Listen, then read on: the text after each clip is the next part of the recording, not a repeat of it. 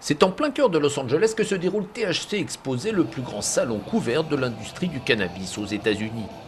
On y trouve une collection impressionnante d'outils permettant la culture, la récolte et bien sûr la consommation de la célèbre plante psychotrope, ainsi que des produits dérivés assez inattendus comme des savons, des shampoings, des vêtements ou encore du biocarburant.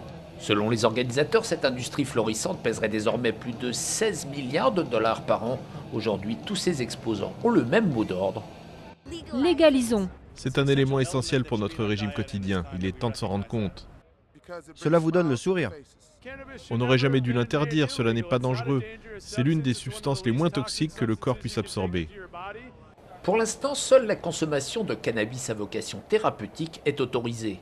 Mais cet automne, les Californiens se prononceront par référendum sur la légalisation de la vente de marijuana, cette fois à des fins récréatives, un vote qui pourrait mettre fin à 73 ans de prohibition.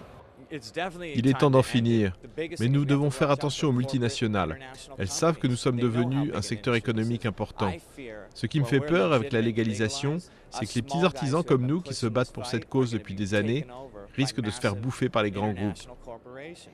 Si elle est votée, la loi permettra au gouvernement de taxer la production commerciale et la vente de cannabis, ce qui pourrait générer 1,5 milliard de dollars par an. De précieux revenus en perspective pour l'État de Californie, toujours enlisé dans les déficits.